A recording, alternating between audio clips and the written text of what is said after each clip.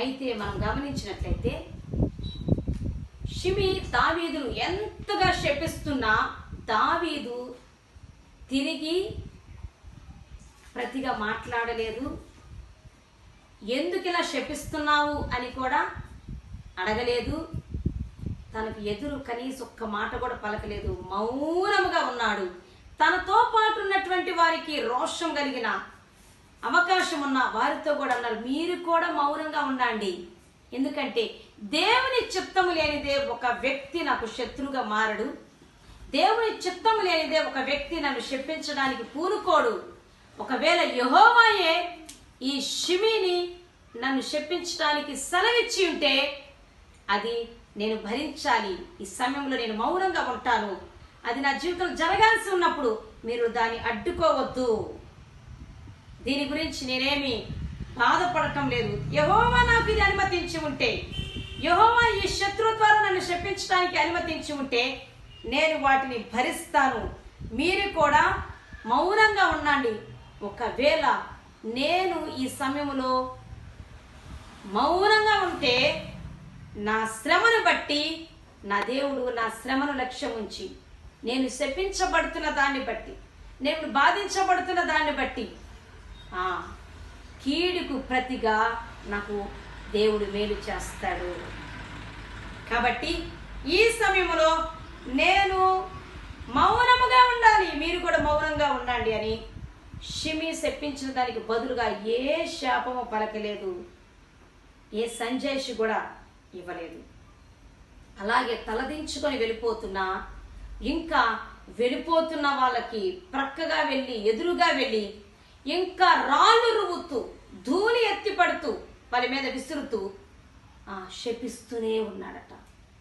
దావీదు మౌనంగా ఉండి వాటిని వింటూ భరిస్తూ ప్రక్కకు తొలగిపోతున్నా కూడా షిమి భయంకరమైన శత్రువై ఏం చేస్తున్నాడు, ఇంకా శపిస్తున్నాడు, దుమ్మెత్తు పోస్తున్నాడు, ధూళెత్తు పోస్తున్నాడు.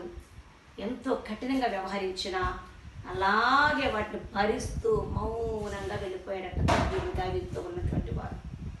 అయితే తరువాత ఏమి జరిగింది అని కనుక మనము ఆలోచన చేస్తే దేవుడు ఒక అద్భుతమును చేసేసాడు. దేవుడు ఒక అద్భుతాన్ని చేసినట్టుగా మనం వాక్య లేఖనాలు చూస్తాం. తర్వాత కొన్ని రోజులకు ఏం జరిగింది అని అంటే, ఏ షిమి అయితే దావీదు తరుమబడుతూ ఉన్నప్పుడు భయంకరంగా దూషిస్తూ ద్వేషిస్తూ హింసిస్తూ శపించాడో, అకారణంగా అన్యాయంగా దుమ్మెత్తి పోశాడు, శపించాడు, ఆ షిమిని దేవుడు సరైన సమయం రాగానే దావీదు యొక్క పాదాల మీద పడేటట్టు చేశాడు. హల్లెలూయా. దావీదు వద్దకు వచ్చి పశ్చాత్తాపపడి ఏడ్చేలా చేశాడు. దావీదే దిక్కయ్యేటట్టుగా దేవుడు కార్యం చేశాడు. దేవుడే దావీదును ఆ షిమిని దావీదు చేతికి అప్పగించాడు. ఒకప్పుడు శత్రుగా ఉన్న షిమిని దేవుడు సరైన సమయం రాగానే దావీదుకు అప్పగించేశాడు. దావీదుకు అతని మీద అధికారం ఇచ్చేశాడు. దావీదు అతని మీద ఏం చేశాడు, అజమాయిషి చేసేటట్టుగా దేవుడు చేసేసాడు. ఇంకా మనం ఆలోచన చేస్తే షిమి ఏ దిక్కు లేక దావీదు రాజే సింహాసనం మీద ఉన్నప్పుడు, తన పదవి తనకి వచ్చినప్పుడు, తన అధికారం తనకి వచ్చినప్పుడు, అబ్షాలోము చనిపోబడి దావీదు మరలా రాజు అయిన తర్వాత దావీదు చెరలో బాధలో ఉన్నప్పుడు దాక్కుంటున్నప్పుడు శపించినటువంటి షిమి అనేటువంటి శత్రువును దేవుడు దావీదు కాళ్ళ మీద పడేలా చేశాడు. దావీదు దగ్గరకు వచ్చి పశ్చాత్తాపడేలా, క్షమించమని అడిగేలా దేవుడు చేసేసాడట. హల్లెలూయా. చేసి ఏం జరిగింది అని అంటే,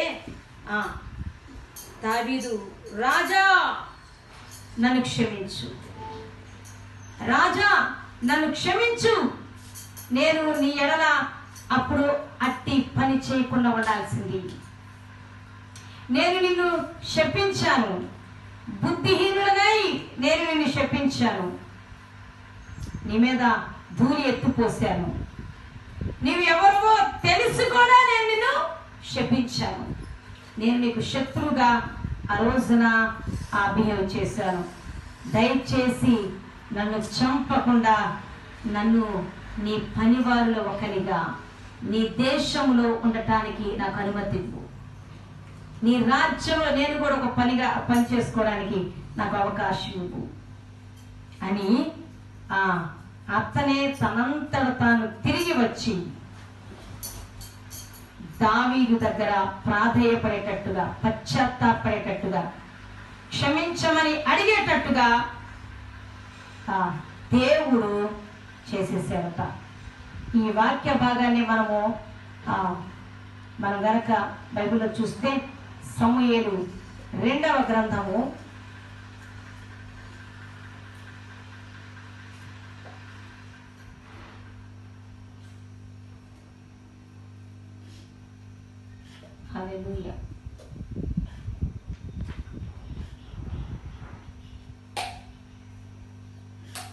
1 నిమిషము.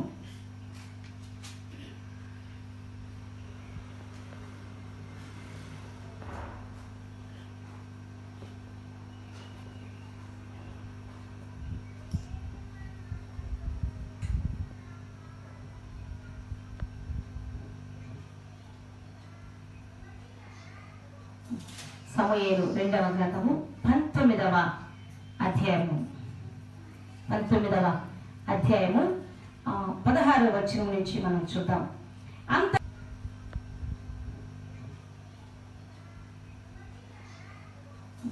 సమూయేలు 2వ గ్రంథము 19వ అధ్యాయము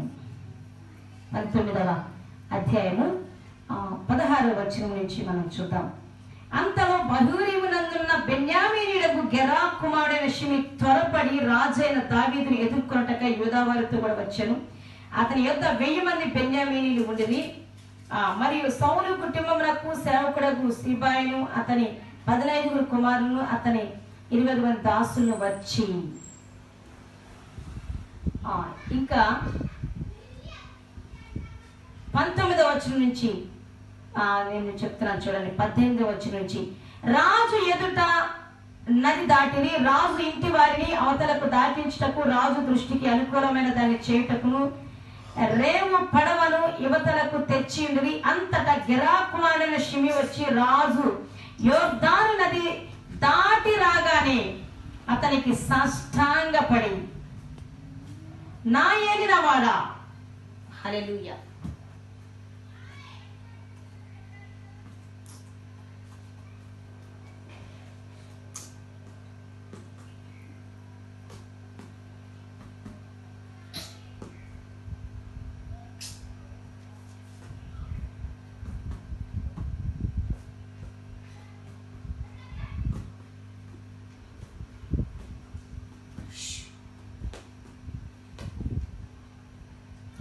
తీసేయండి.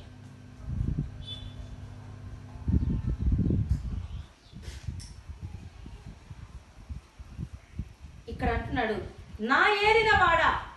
ఏమంటున్నాడు ఇప్పుడు? దుర్మార్గుడా, హంతకుడా అని శపించినటువంటి వాడు తిరిగి దావీదు రాజు అయిన తర్వాత రాజు దగ్గరకు వచ్చి ఏం మాట్లాడుతున్నాడో చూడండి. నా ఏలిన వాడా. అంతేకాదు, అతనికి సాష్టాంగపడి, అతని ఎదుట సాష్టాంగపడి. ఎవరి ఎదుట సాష్టాంగపడి? వినాలి, చెప్పాలి. ఎవరి ఎదుట సాష్టాంగపడి? దావీదు ఎదుట. ఎవరు? ఆనాడు శపించినటువంటి షిమి అనే శత్రువు రాజు అయిన తర్వాత దావీదు పాదాల ఎదుట సాష్టాంగపడి, ఆ పదాలు మారిపోయినాయి, మాటలు మారిపోయినాయి, వినయ విధేయతలు అప్పటికప్పటికి వచ్చేసింది. చూడండి, నా ఏలిన వాడా, నేను చేసిన ద్రోహము నా మీద మోపకము. నా ఏలిన వాడవును రాజువు నగు నీవు యెరూషలేమును విడిచిన వేళ నీ దాసుడనగు నేను మూర్ఖించి చేసిన దోషమును జ్ఞాపక మందుంచుకము, మనస్సునందించుకొనకము. నేను పాపము చేసి తిని నాకు తెలిసినది గనుక, నేను పాపము చేసి తినని నాకు తెలిసినది గనుక యోసేపు వారందరితో కూడా నా ఏలిన వాడవును రాజులకు నిన్ను ఎదుర్కొంటకై నేను ముందుగా వచ్చి ఉన్నాను అని అంటున్నాడు. నీవు నన్ను మరణశిక్షకు అప్పగించొద్దు. ఇప్పుడు జాగ్రత్తగా వినాలి. ఒకప్పుడు దావీదు శ్రమలో ఉంటే, పారిపోతూ ఉంటే ఒక పనివాడు దావీదుని ఎంతగానో శపించాడు. తరువాత దేవుడు శత్రువుకు తనను అప్పగించిన సమయం అయిపోయిన తర్వాత సరైన సమయంలో దావీదుకు తిరిగి తన రాజ్యాన్ని అప్పగించి రాజుగా చేశాక అది షిమీకి తెలిసింది. ఒకప్పుడు శపించిన షిమీకి తెలిసింది. వెంటనే ఏం చేశాడు? తాను దావీదు ఎడల చేసిన తప్పు గ్రహించాడు. అమ్మో, ఇక ఈ రాజు ఇక ఇలాగే పారిపోతాడేమో, ఇలాగే చచ్చిపోతాడేమో దిక్కు లేకుండా అనుకున్నాను. మరలా అతని రాజ్యం అతనికి దేవుడిచ్చాడు. ఇక నేను ఎక్కడున్నా సరే నేను శపించిన దానికి నేను ఆ రోజున తిట్టిని గుర్తు పెట్టుకొని నన్ను వెతికి మరి చంపేస్తాడు. అయితే దానికంటే ముందుగా నేనే ఆయనకి వెళ్ళి కాళ్ళ మీద పడతాను, నా తప్పు క్షమించమని ఒప్పుకొని మరణ ఆ భిక్ష పెట్టమని అడుగుతాను అని వచ్చేసి దావీదు కాళ్ళ మీద పడి దావీదు మీద ఎదుట సాష్టాంగపడి నమస్కారం చేసి ఏమంటున్నాడు? నా ఏలిన వాడు, ఒకప్పుడు దుర్మార్గుడా, దుష్టుడా, హంతకుడా, చీపో అన్నటువంటి దావీదు దగ్గరకు వచ్చి, నా ఏలిన వాడా, నా రాజా, నేను ఒకప్పుడు నువ్వు తరువబడతా ఉన్నప్పుడు నేను నిన్ను శపించాను, నీ ఎడల దోషం చేశాను, నిన్ను శపించాను, నిన్ను హింసించాను, నేను పాపం చేశాను, నేను పాపం చేసి తినని నేను తెలుసుకొని ముందుగా నీ దగ్గరికి పరిగెత్తుకుంటూ వచ్చాను.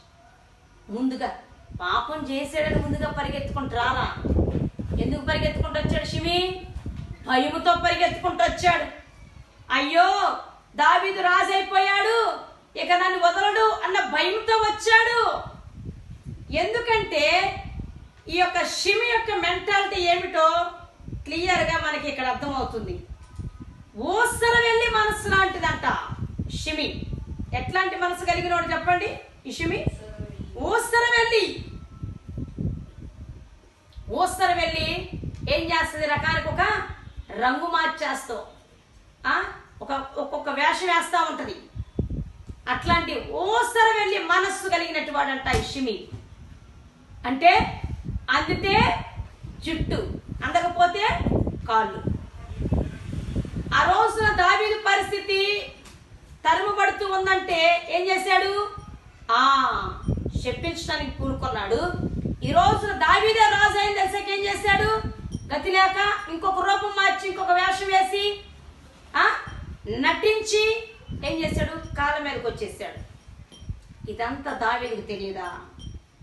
నన్ను క్షమించు బాబోయ్ అని పశ్చాత్తాపడుతూ ఏడుస్తున్నాడు. నన్ను చంపొద్దయ్యా, నన్ను కనికరించు, నా తప్పును క్షమించు అని వేడుకుంటా ఉన్నాడు. వేడుకుంటా ఉంటే రాజు ఏమన్నాడు తెలుసా? నీకు మరణశిక్ష విధింపనని షిమీతో సెలవిచ్చాడు. దావీదు ఏం చేశాడు?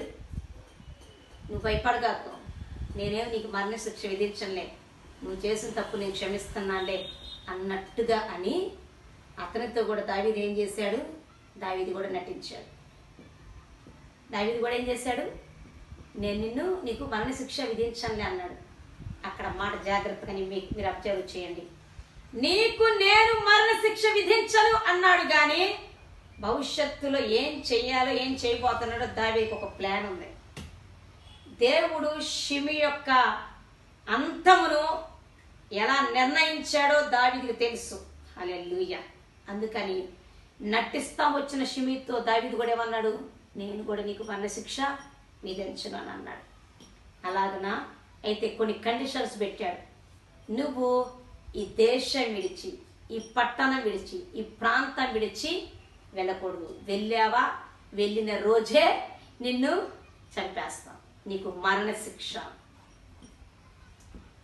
అర్థమైందా? కండిషన్ ఎట్లాంటిది పెట్టేశాడో. వీడు ఓసర వెళ్ళని తెలుసు, వీడు సమయానికి రంగులు మార్చే టైప్ అని తెలుసు.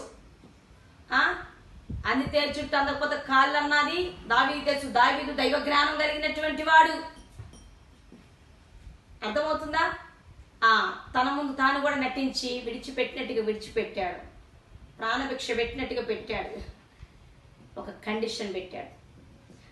ఏముందిరా దావీదు మర్చిపోయాడు, వాళ్ళకి మొత్తం ఫ్రీ అయిన తర్వాత నా ఇష్టం వచ్చినట్టు తిరగచ్చు అనే ఆలోచన వాడు కూడా ఉన్నాడు. కొంతకాలం కొన్ని రోజులే ఆ గవిని దాటలేదాము, ప్రాంతం దాటలేదాము. తరువాత ఒక సిచ్యుయేషన్ వచ్చింది. దావీదు పెట్టిన కండిషన్ లేదా రాజు పెట్టినటువంటి కండిషన్ దాటేసాడు, తునీకరించాల్సి వచ్చింది. ఒక సిచ్యువేషన్ వచ్చింది, ఆ ప్రాంతం దాటాల్సి వచ్చింది. ఆ దాటుతూ ఉండగా అప్పుడు ఎవరు రాజుగా ఉన్నారంటే దావీదు లేడు కానీ రాజుగా సొలొమోను ఆ సమయంలో రాజుగా ఉన్నాడు. దావీదు చనిపోయిన దాకా దావీదు తను ఏదైతే చెప్పాడో షిమీతో అది చేశాడు. దావీదు తనంతట తాను షిమీకి మరణశిక్ష విధించలేదు. దావీదు టైం వచ్చి చనిపోయాడు. మరలా సొలొమోను రాజయ్యాడు. సొలొమోనుతో దావీదు మరణించక ముందే ఈ విషయం మాట్లాడి చనిపోయాడు. ఏమని? నాయనా, నేను నా పితరుల దగ్గరికి చేరే సమయం వచ్చేసింది, ఇదిగో నువ్వు రాజు కాబోతున్నావు అని కొన్ని ముఖ్యమైన సంగతులు చేయాల్సినవి చెప్పి వాటిలో షిమీ గురించి నువ్వు మర్చిపోవద్దు. ఒకప్పుడు తాను నేను చెరలో ఉన్నప్పుడు, బాధలో ఉన్నప్పుడు, తరుమబడుతున్నప్పుడు నన్ను శపించాడు. నాయన షిమీని నువ్వు మర్చిపోవద్దు. నువ్వు రాజుగా ఉన్నప్పుడు అతన్ని ఒక చూపు చూసి మెరసిన వెంట్రుకలక్క ఉన్నటువంటి అతన్ని నువ్వు ఇదిగో ఖతం చేయించు. నువ్వు చంపొద్దు, నువ్వు అతన్ని అతను ఎటు భవిష్యత్తులో అతను అవసరం వెళ్ళి నాటకాలు వేసేటువంటి వాడు. ఎప్పుడు ఏ సమయం నాటకాలు ఆడుతుంటాడు వేషధారి. వాడు వేషాలు వేసే సమయం వస్తుంది, మనం పెట్టిన కండిషన్ దాటేటువంటి సమయం వస్తుంది. గురి చూసి అతన్ని లేపేయి అని చెప్పి చనిపోయాడు దావీదు. దావీదు మామూలుడే కాదు, దావీదు మామూలుడు కాదు. ఇదంతా దేవుడు తనకిచ్చినటువంటి జ్ఞానమే. శత్రువును సరి అయిన సమయంలో గురి చూసి ఎలా పట్టారో మన తండ్రి అయిన దేవునికి తెలుసు. హల్లెలూయా. ఎలా శత్రువును మన చేతికి అప్పగించాలో తెలుసు. దేవుడు విడిచిపెట్టాడు తన పిల్లలు శపించిన వారిని, శత్రువులుగా ఉన్నటువంటి వారిని. అయితే ఒకనొక సొలొమోను రాజుగా ఉంటూ ఉన్నప్పుడు సమయం వచ్చింది, బయటికి వెళ్ళాల్సిన సమయం వచ్చింది. తను మర్చిపోయాడో మరి ఏం చేశాడో, ఆ దేశము దాటి, ప్రాంతము దాటి, గవిని దాటి వెళుతూ ఉండగా అలా ఆల్రెడీ గురిపెట్టున్నాడు సొలొమోను. చూశారు, పట్టుకొని వచ్చి తన సైనికుల చేత షిమీని, వృద్ధాప్యంలో ఉన్న షిమీని చంపించేసేసాడు. సొలొమోను కూడా చంపించేసేసాడు. దేవునికి మహిమ ఘనత ప్రభావం కలుగును గాక. షిమీ దావీదు విషయంలో చేసినటువంటి తప్పుని బట్టి దావీదుకు శత్రువై, దావీదు ఎవరో తెలుసుకోడా, దావీదు తప్పు చేయకపోయినా, దావీదు బాధలో ఉన్నప్పుడు ఓదార్చాల్సింది పోయి ఏం చేశాడు? శపించాడు, దుమ్మెత్తు పోశాడు, నరహంతకుడు అన్నాడు, లేనిపోయి నిందలేశాడు, అవమానించాడు, అవమానం చేశాడు, ద్వేషించాడు. కానీ ఆ టైంలో దావీదు ఎలా ఉన్నాడు? మౌనంగా ఉన్నాడు. తన సేవకులు కూడా మౌనంగా ఉండమన్నాడు. ఈ శ్రమను బట్టి దేవుడు నా యందు లక్ష్యం ఉంచి నాకు మేలు చేస్తాడు. దేవుడు అనుమతించినప్పుడు మనం మౌనంగా ఉండాలని తనతోటి సేవకులు కూడా చెప్పినటువంటి గొప్ప భక్తుడు దావీదు. శపిస్తున్నప్పుడు, శత్రువు హింసిస్తున్నప్పుడు మౌనంగా ఉన్నాడు. దేవుడి సన్నిధిలో కనిపెట్టాడు. దావీదుకు సమయం వచ్చినప్పుడు సొలొమోనుతో చెప్పాడు. సొలొమోనుకు సమయం వచ్చినప్పుడు షిమీని, మంచి వృద్ధాప్యంలో నెలసిన వెంట్రుకలు కలిగిన షిమీని చంపించేసేసి పగ తీర్చేసుకున్నాడు. దేవుడు దావీదుని శపించినటువంటి శత్రువైన సిమిని ఏం చేశాడు? తన కాళ్ళ దగ్గరికి రప్పించాడు, బ్రతిమలాడేలా చేశాడు, ప్రాణభిక్ష అడిగేలా చేశాడు, తర్వాత ప్రాధేయపడేలా చేశాడు, బ్రతిమలాడేలా చేశాడు. అంతేకాదు దావీదుకు షిమీని ఒక సేవకుడిగా మార్చేశాడు, ఒక దాసుడిగా చేసేశాడు. చివరికి ఏం చేశాడు? మరణానికి అప్పగించేశాడు. కాబట్టి నా ప్రియమైన దేవుని బిడ్డలారా, ఈ రోజున ఈ సత్యము మీరు గ్రహించాలని దేవుడు కోరుకుంటున్నాడు. కొంతకాలము, కొన్ని రోజులు దేవుడు మనల్ని మన శత్రులకు అప్పగిస్తాడు. వారు ఎవరైనా కావచ్చు.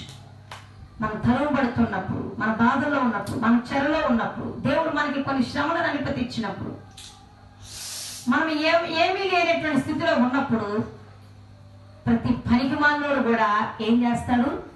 తేలికగా చుట్టానికి, అవహేళన చేయటానికి, అపవాది చేత ప్రేరేపించబడి ప్రయత్నం చేసినప్పుడు సరైన సమయం చూసి దేవుడు మనకు అదే శక్తులను అప్పగించి ఏం చేస్తాడు? పగదీర్చుకుంటాడు. కొన్నిసార్లు వారు మనతో సమాధాన పడేలా చేస్తాడు, మనకు లోబడేలా చేస్తాడు, మన ఎదుట సాగిల పడేలా చేస్తాడు, మన ఎదుట పశ్చాత్తాపడేలా చేస్తాడు, మన ఎదుట సిగ్గుపడేలా చేస్తాడు, మనకు పరిచర్య లేదా ఉపచారం సేవ చేసే దాసుల్లాగా మార్చేస్తాడు. అంతేకాదు వారి కంటే హెచ్చుగా ఆశీర్వదించి హెచ్చించి తల లేవనెత్తుతాడు. అంతేకాదు కొన్నిసార్లు అదే శత్రులను ఏం చేస్తాడు? నాశనానికి కూడా అప్పగించేసి పగదీర్చుకుంటాడు. కాబట్టి ఈ రోజున నువ్వు దేవుని పిల్లగా ఉన్నావా? దేవుని కుమారుడుగా, కుమార్తెగా ఉన్నావా? దేవుని సేవకునిగా ఉన్నావా? దేవుని ఏర్పాటులో ఉండి దేవుని చిత్త ప్రకారం జీవిస్తున్నావా? ఇటు రీతిగా దేవుని చిత్తానుసారంగా జీవిస్తూ శత్రుల చేత బాధించబడుతూ ఉంటే, శత్రుల చేత కొంతకాలం అప్పగించబడిన స్థితిలో ఉంటే మౌనంగా ఉండమంటున్నాడు దేవుడు. నా కుడి పార్శ్వమున కూర్చోండి, మౌనంగా ఉండండి. తగిన సమయంలో, సరి అయిన సమయంలో అదే శత్రులను మీ పాదములకు పాదపీఠముగా, మీ పాదముల మీద పడి సాష్టాంగ పడేలా, మీ పాదముల మీద పడి పశ్చాత్తాప పడేలా నేను చేయబోతున్నాను అని దేవుడు అన్నాడు. ఒకవేళ ఇప్పటిదాకా దేవుడు మిమ్మల్ని పరీక్షిస్తున్నప్పుడు, శత్రులకు అప్పగించినప్పుడు పలు రకాలుగా వారు మిమ్మల్ని వేధించి విసిగించారా? మౌనంగా ఉండాల్సి వచ్చిందా? తప్పు చేయకపోయినా చేసినట్టు యోగులాగా ఉండాల్సి వచ్చిందా? తన స్నేహితులు నిందిస్తుంటే అట్టి రీతిగా బ్రతకాల్సి వచ్చిందా? ఈ సమయము నీ శత్రులను నీ చేతికి అప్పగించే సమయం.